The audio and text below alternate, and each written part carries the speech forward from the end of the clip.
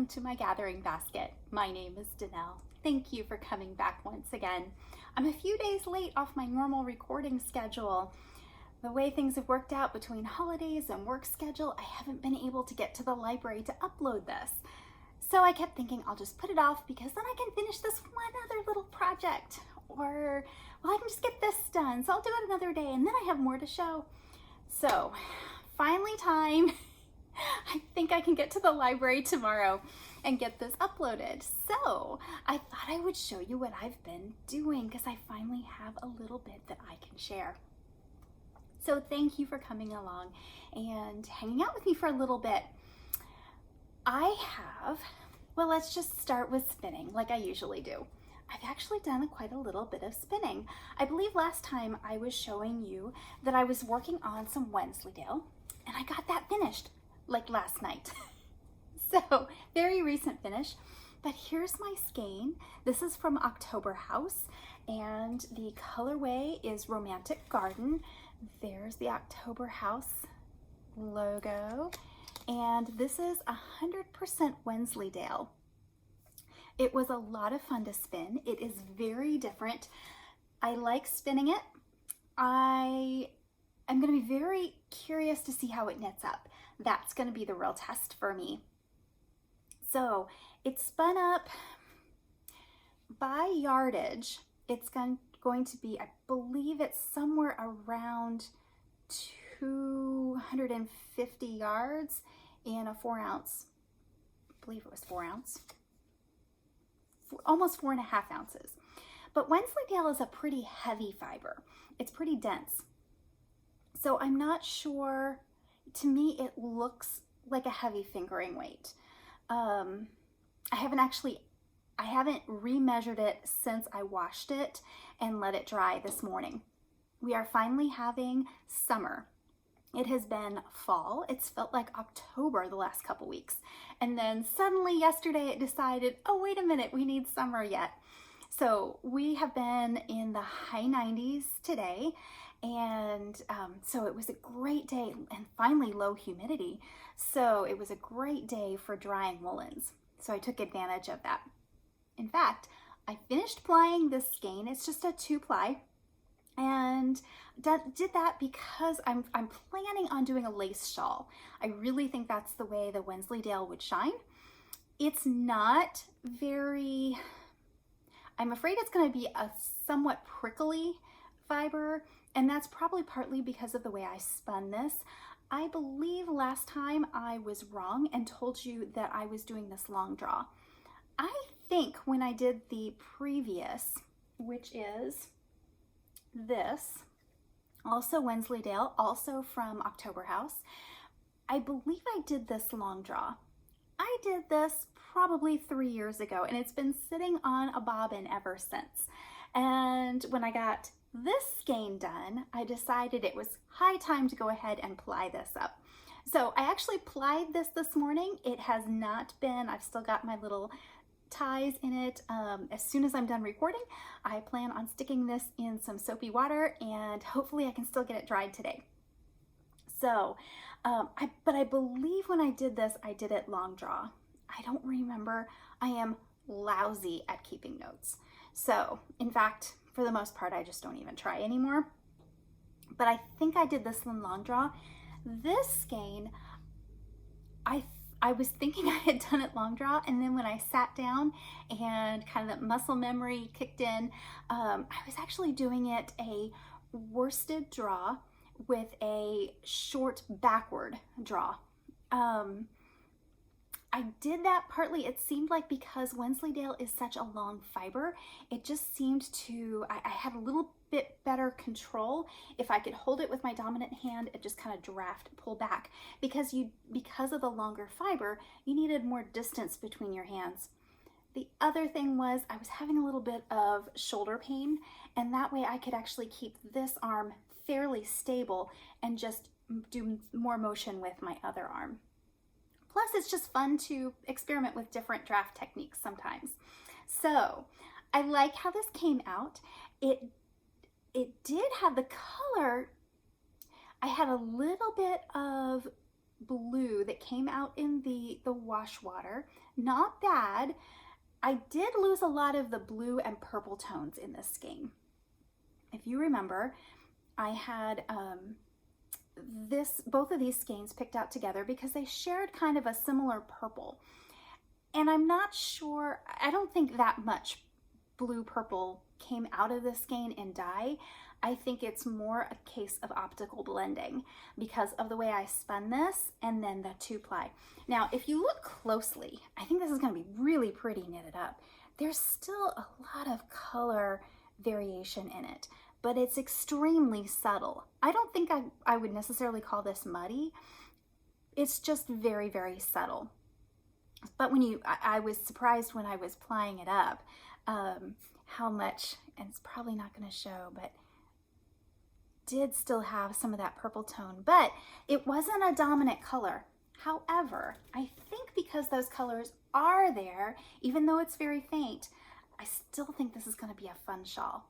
So I haven't decided which one, the gauge, the size of this one.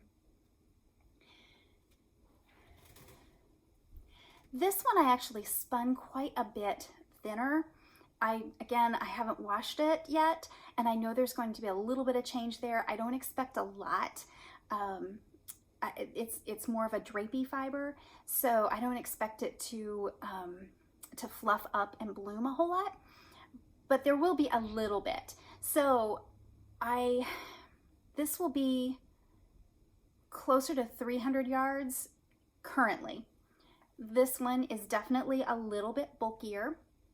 This is closer to, in diameter, I think it's going to knit closer to a fingering to a lace weight.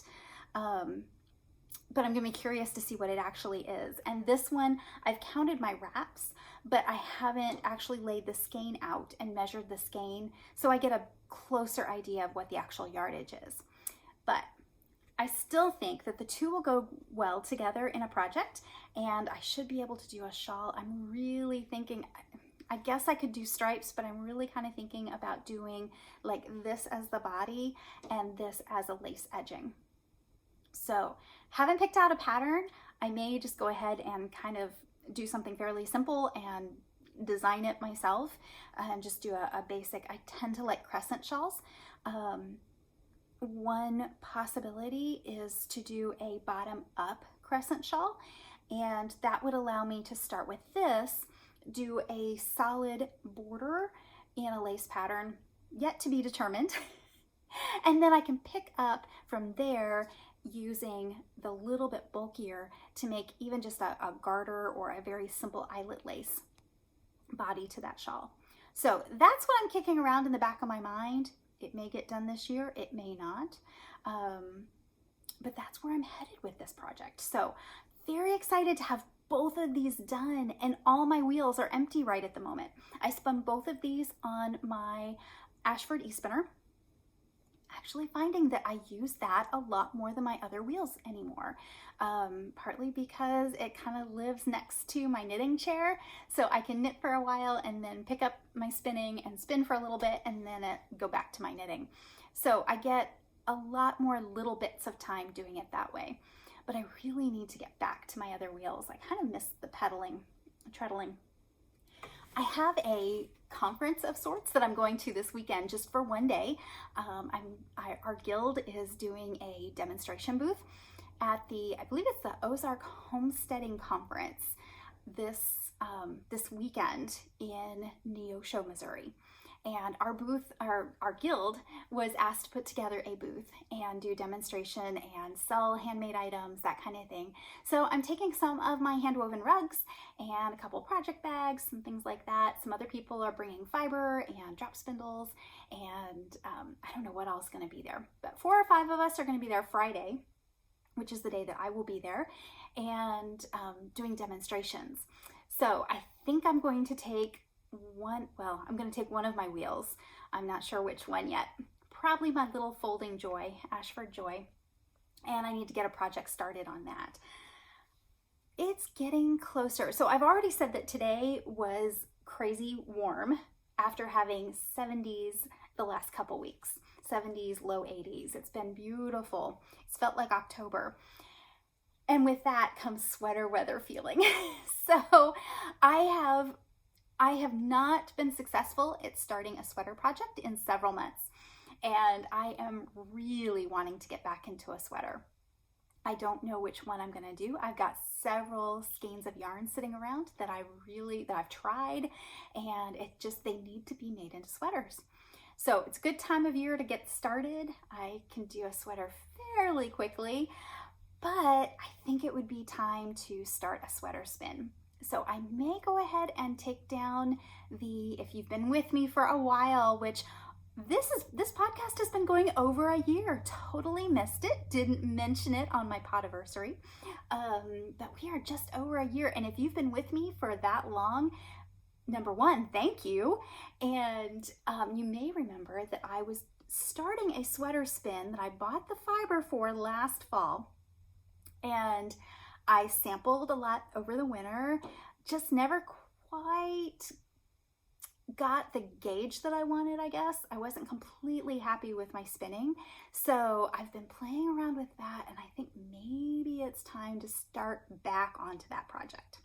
So that may be my Friday demonstration spinning. I think that would be a fun project, and it would definitely give me a good chunk of time to put into it.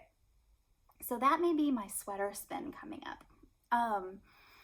So that's where I am with the spinning, I think. The other thing I'm thinking of right at the moment, I decided I really needed to get back into my shave 'em to save 'em entries. So I thought this other ball of Jacob yarn has been just kind of laying around, and I keep saying it's next up, it's next up. Well, now it's up. It is on the wheel. So since I did one project that was dyed, I thought I'll go back to a natural color. So I picked this up, and I like Jacob. It's a very nice medium wool, I guess you'd say. It spins very nice. It drafts very well. I don't know that I'm enjoying it quite as much as I expected to. And part of that is because it does have a lot of, it's kind of a rustic preparation.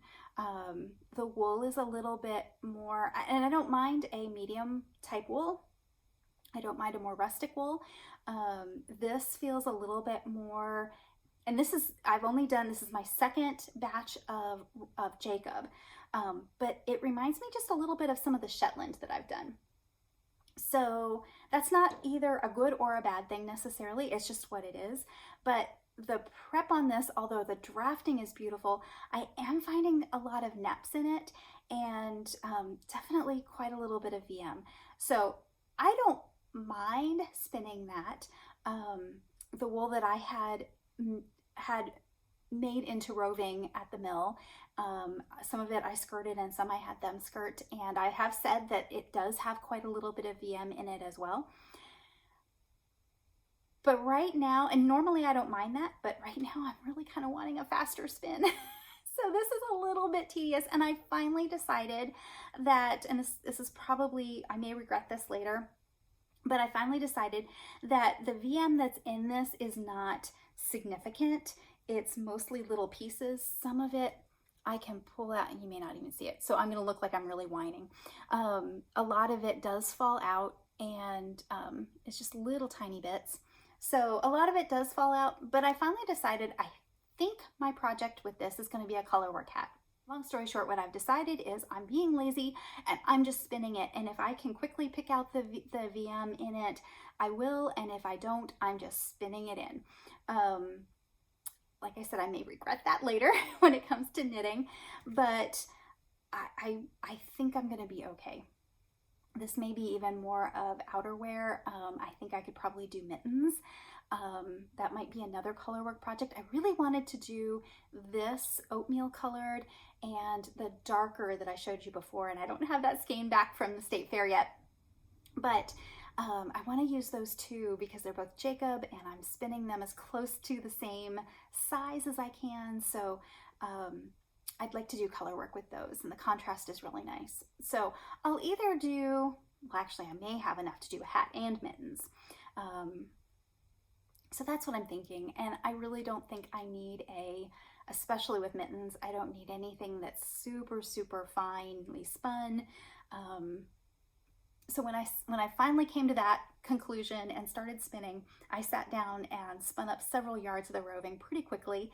And I think for right now, that's just the way I need to go. As far as knitting and crochet, I really only have one project. This has been pretty well taking up all of my time. This is a completed hat. I'm so excited. I got it done in the last 2 weeks. This is the Shetland Wool Week.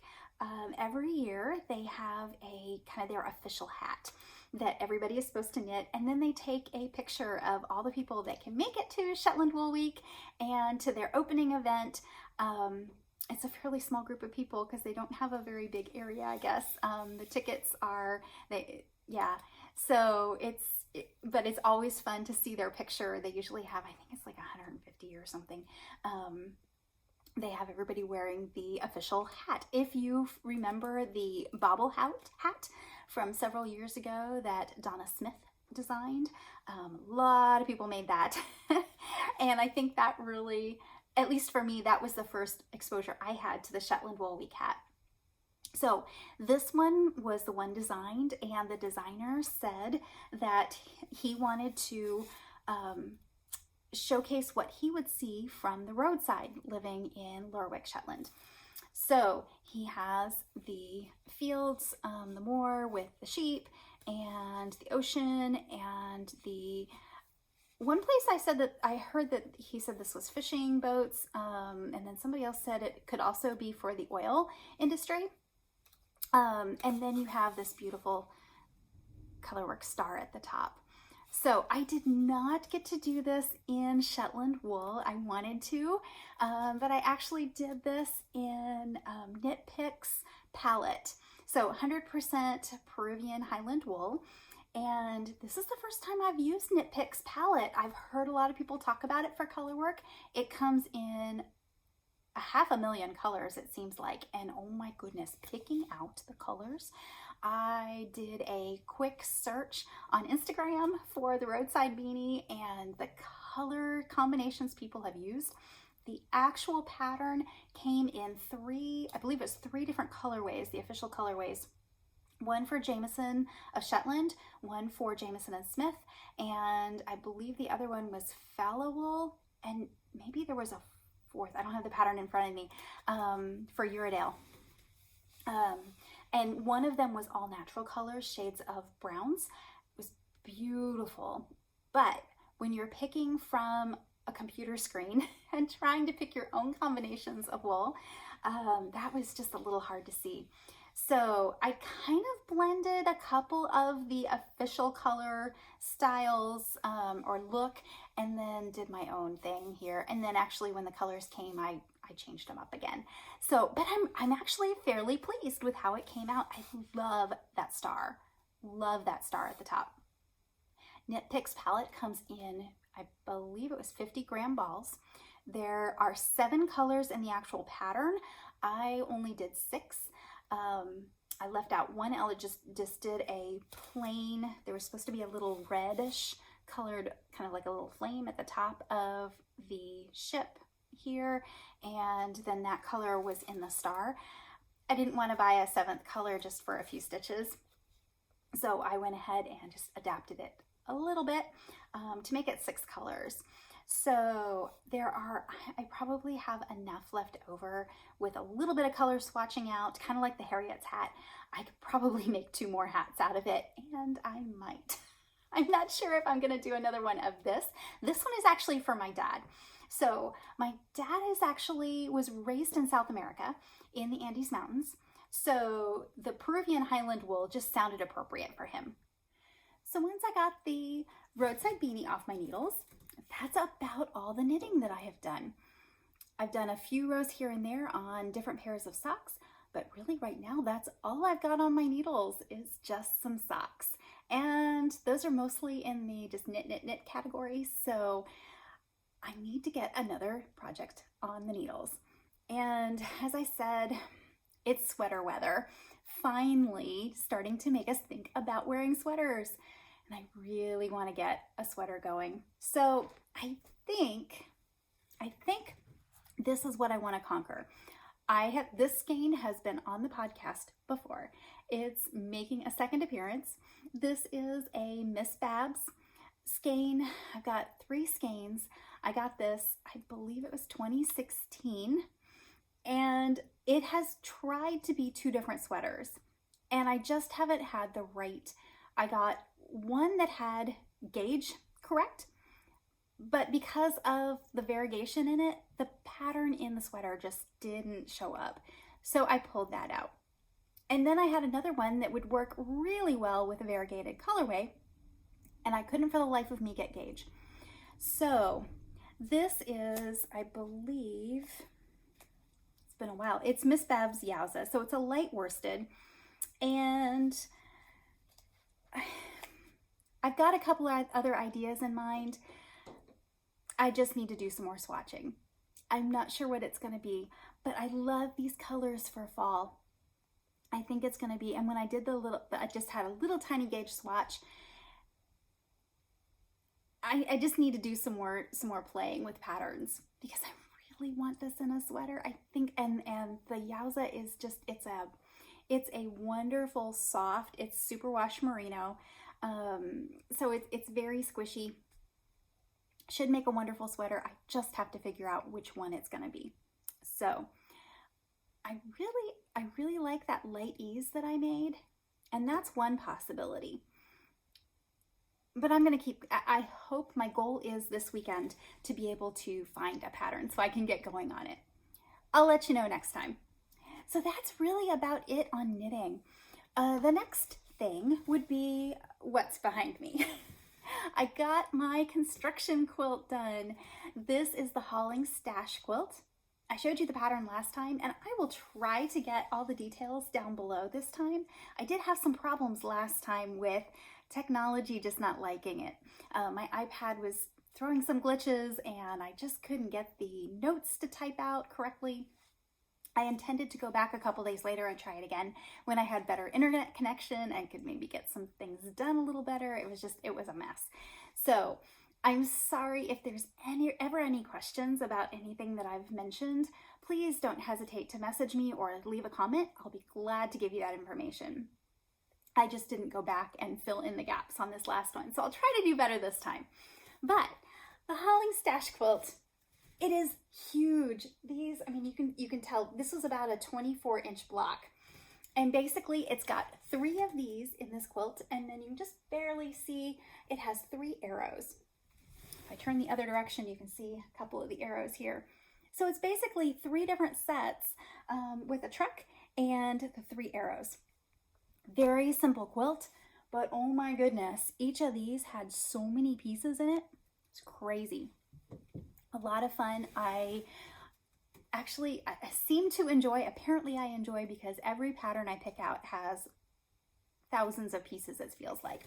But the pattern was great. It went together so well, and just a lot of fun. I really like how it turned out.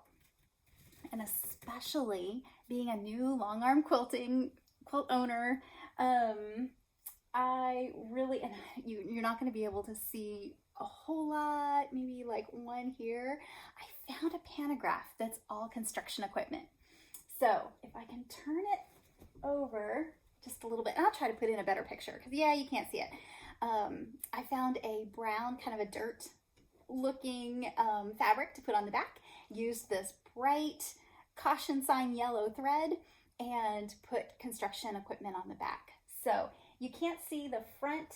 It's just a real pale yellow on the front, and I used the real, this color thread on the back, and I really like the way that turned out on the back. I think it's just as fun on the back as the front. And I'll try to put in a picture here that shows up close what the pantograph is on the quilting design. So I really had fun putting that together. I still need to get the binding on it. I have enough of the brown left to edge it in the brown, and I think that will look really cool. I don't know what I'm going to do with this quilt yet. It'll go in my closet until the right recipient shows itself. So that was my quilting. I have several other patterns on the go. I actually have my first customer quilt, so to speak. The first quilt that I am doing for somebody beyond my family. It's on the frame. As soon as I finish here, I need to pop my Wensleydale into some water to soak and pop over to my parents' house where I have my long arm machine, and I've got, I think, 3 more rows to do on her quilt, and then I'll have it ready for her to pick up tomorrow. So that's exciting and a little bit nerve-wracking too. So I hope she likes it. I think it's turning out very sweet. It's also the biggest quilt. It is 92 inches square, I believe. So it's been a little bit nerve-wracking, but I am so excited to be actually doing quilts for other people. So that's where I am with sewing. I've got a couple other gift quilts that I am starting to work on, and that's been about it. I just haven't had a lot of extra time. So I almost forgot. I actually did as I told you last time, I was working on a sample crochet and a crochet design for Kelly of A Sheep Like Faith. And she gave me permission to go ahead and show it. The pattern is not available yet. I will let you know, but it is in testing, and she said it would be fine to show you. So I'm going to, those sheep have been popped in the mail and received. And so I did, before I put them in the box to ship them off to Kelly, I did a little bit of a video just to show them off. So I will put that in here. I can finally show you what I have been working on crocheting the last couple, well, several months. I've been saying that I'm working on a design project and some sample crocheting, and that I would let you know as soon as I had permission to show you what we were doing. And I am finally done. I am getting ready to put it in the mail. And before I did that, I wanted to show you, so I had proof that I really was doing something the last few months. You may remember, so a while back, I made several stuffed sheep, and they were based on the book Green Grass, Still Waters, Wilfred Lamb Explains Psalm 23. And the author, Kelly, and I had been communicating, and I had made her Wilfred Lamb and April Brown, the Icelandic, and, oh, here she is, Daddy Spot. Whew, I thought she got lost. So, as Dottie Spot is known to do. So I got all of these done, and the fun part about Dottie is she has, if you remember, this removable coat. So you can actually shave or shear your sheep. And then Kelly came up with this fun little idea of putting little leather ear tags on them. So each of these little critters has a ear tag with A Sheep Like Faith, which is her company, and then her name on the back. So I got Dottie's put on to show you. I think it's super cute, just kind of a fun little accent. And then I have a couple more tags that I need to put on the other critters. Well, after working on these, Kelly contacted me and asked if I would be willing to help with a new project. You also may remember that I have been working on the Livestock Conservancy's Shave 'em to Save 'em project. I haven't been making very good progress, but I am still in the race. And she used to raise Gulf Coast native. And of course, little Wolford is based on one of the Gulf Coast native, and he has a twisted ear. It's been up to no good. So Wolford is based on one of her Gulf Coast native lambs. So she had the idea to go ahead and write up the pattern for the Livestock Conservancy. And the pattern that will go to them has a lot of information, not just the crochet amigurumi pattern, but a lot of information on the breed itself. So after doing that, she decided to go ahead and work on some of the other rare breeds and make patterns. So she contacted me and asked if I would be interested in helping her with some of those designs. So I have been test crocheting the pattern for Sherri Shetland. And this is the one that I've got ready to send off. And like Dottie Spot, she has a removable coat. And Shetlands often have, well, they come in many, many colors and many color patterns. But a lot of times the reason we have this kind of funny looking color pattern here is a lot of times they're, and other breeds too, not just Shetlands, but you can have a black sheep that really has almost gray fiber, and then when you get it sheared, you can see the black underneath. It tends to, the sun tends to fade them out. So we made this darker gray with the light gray coat to kind of, these are meant to be fun patterns, cute toys, but also to teach. So there's some information on sun bleaching in the pattern and the different, I believe she's put in some information on the different colors. So really kind of more than just a pattern. So this is Sherri Shetland, and I made a polled version, meaning she doesn't have any horns. Shetland ewes can have horns or not.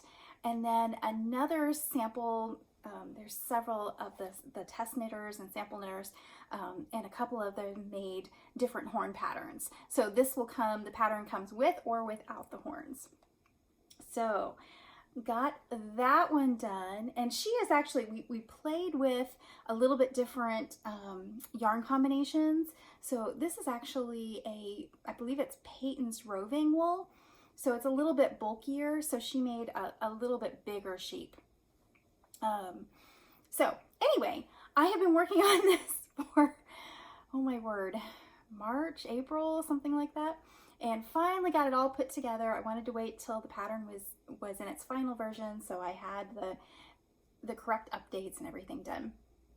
And she's got these little, the pattern comes with instructions to put either little flowers on her coat, or there's actually a crocheted flower that you can do.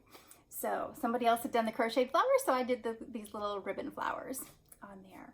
So introducing Sherri, and then the next one was Jacob. Jacob are funny looking sheep. They have multiple horns, at least 4, sometimes 6. I wasn't adventurous enough to give this guy 6. So this is Jake the Jacob. He was a little bit of a puzzle. We've been trying to make these different breeds a little bit very, very similar in the body pieces for these toys. So there's different pieces to each breed to try to make them distinct, but it's not like you're learning an entire new skill set. So there are some similarities in the body shape, the way the hoofs are made, that kind of thing. But to get the Jacob look, I did have to make a new, and this is the one that I tweaked the design. I did more of the design work on this one for Kelly. So made a little bit different face style to try to mimic the Jacob breed, and then he's got these fun eye patches, and then of course the horns. And the fun thing with the Jacobs, there are, when we were working on as a group kind of deciding what we wanted this softie to look like, people kept popping in different pictures of Jacob sheep, and I looked at so many just Google images of Jacob, and every one of them looked different. So there aren't too many breeds that have the multiple horns, but there are a few. And just as soon as I would think, oh, this is what makes the Jacob different than some of the others, then I would find another picture. So it was a little bit challenging, but the fun part is it means that you can take this basic pattern and make all sorts of different, just by where you place the horns. Are they more forward, more backward? You can make these going, you can kind of shape them a little bit so they curve a little bit more. Here I actually tacked them to kind of the cheek of the sheep there. So you can do a lot of different things, and you can obviously place the eye patches a little bit different. There are so many color patterns with Jacob. I believe one of the distinctives is they have to have at least 3 colors. So Jake here has a black spot, kind of this chestnut and more of a red. And of course, being a sheep like Faith, you can shear him as well. So it was a little bit of a challenge. I don't do a lot. I have done some designing. I don't do a lot, but it was a little bit of a challenge to line up the spots here with the coat. But I think it turned out all right. And he's got the little 2-color tail.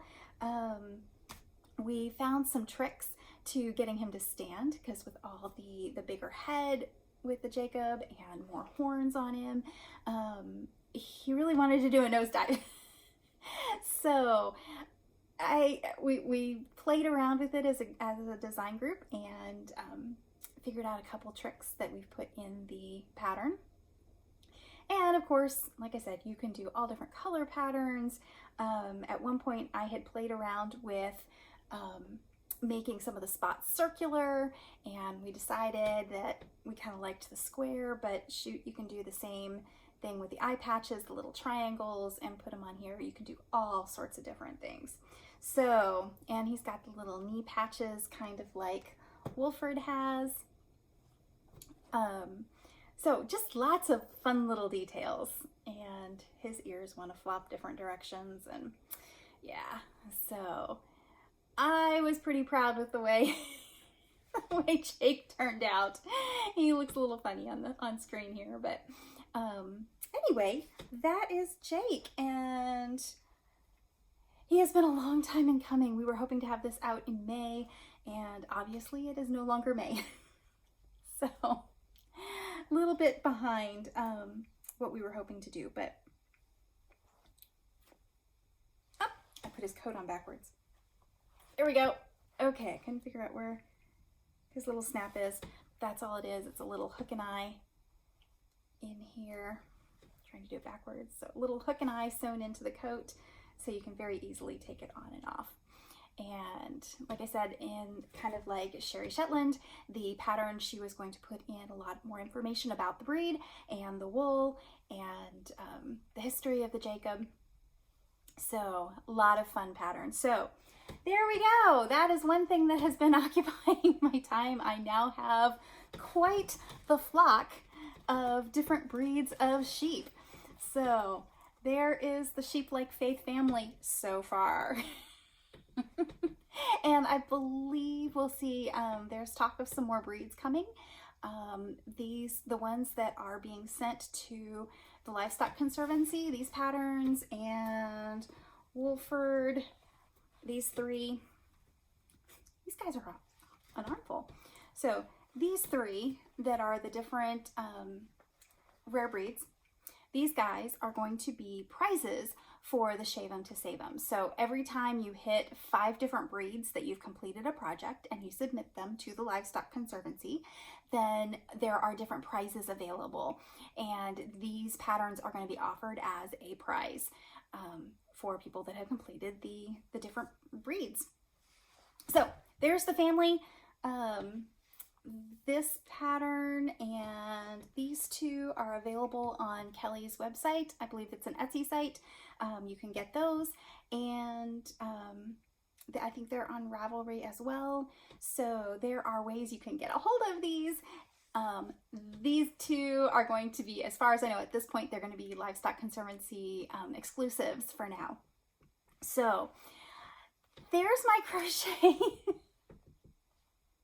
What I have been up to in crochet here recently. So that's about it as far as my making and my immediate future plans. Wish me luck on finding a sweater pattern. I'm open to suggestions. That's about what I've got for you this time. So thank you so much for spending some time with me. And I hope that until I see you again in a couple weeks, hopefully on time this time, I hope your gathering basket is overflowing with blessings. I'll see you next time. Bye.